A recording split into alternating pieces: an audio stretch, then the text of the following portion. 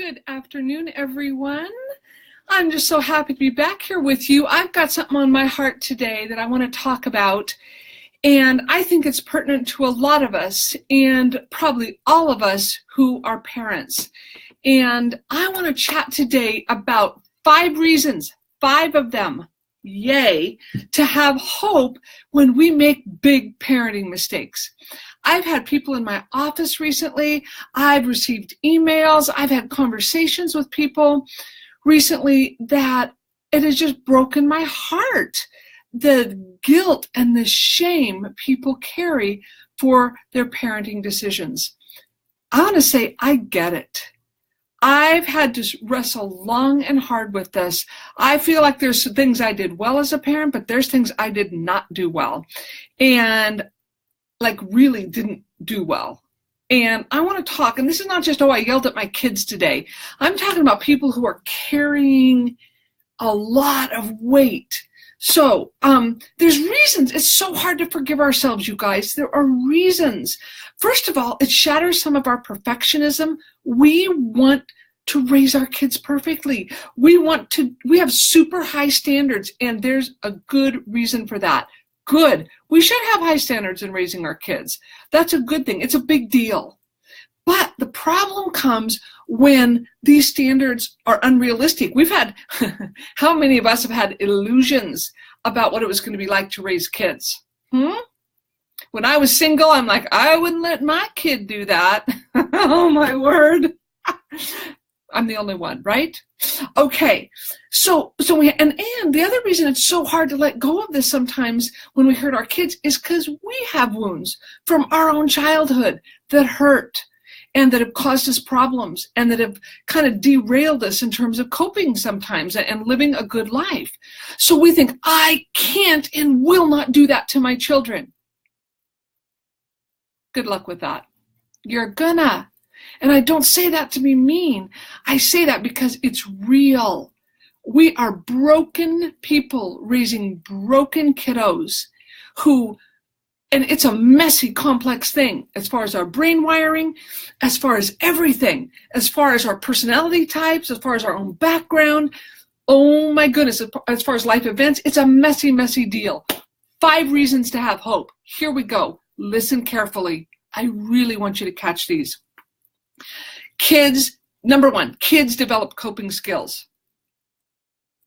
I seriously think we forget that as a parent, that they're never going to develop and figure out how to maneuver this life. And they do. Even the lowest functioning of kids turn into adults who maneuver it somehow. Sometimes it's not real great. There are no guarantees with parenting. That it can be messy as all get out, and our kids don't always turn out like we want them to. There are no guarantees. But they do develop skills. They develop ways to navigate life. Let's not forget that.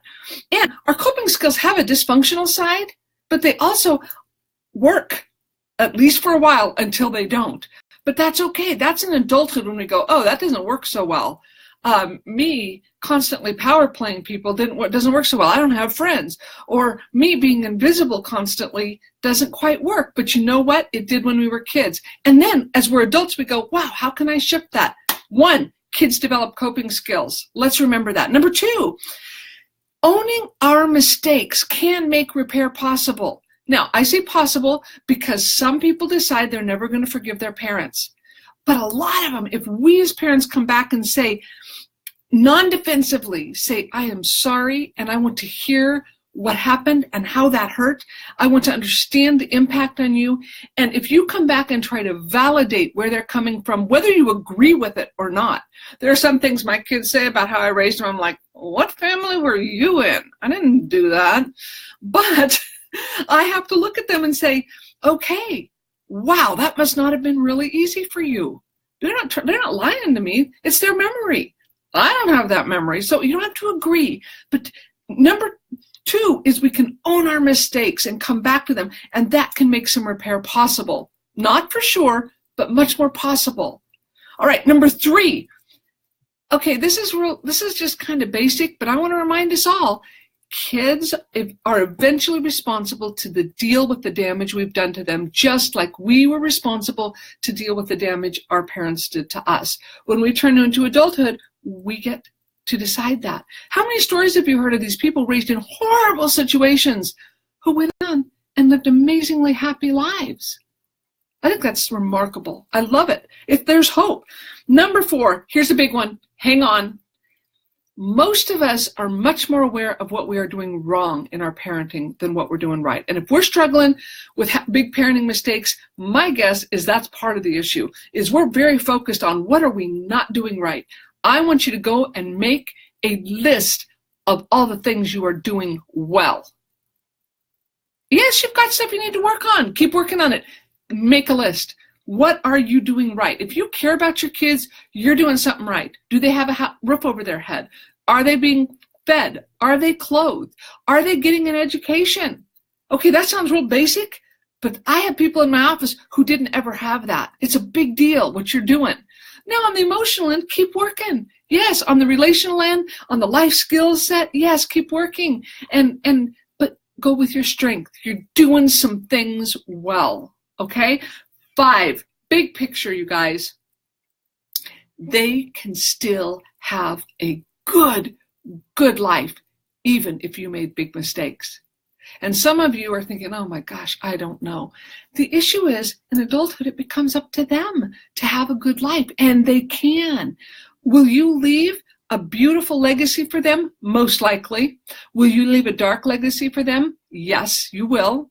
Everybody does. Most of us bring darkness and light to our kids. That's just the way it is. We don't want that. When we have our babies, we say it's only going to be light and goodness, but it is, we are going to injure them. Let's just accept that fact. It's just a real thing. And that's not to make light of it. I pick up pieces of bad parenting in my office every day. I'm not making light of it. I'm just saying, let's move toward that and say, it's going to happen. So how can I continue to make repair with my kids? Okay, your 5 reasons for having hope.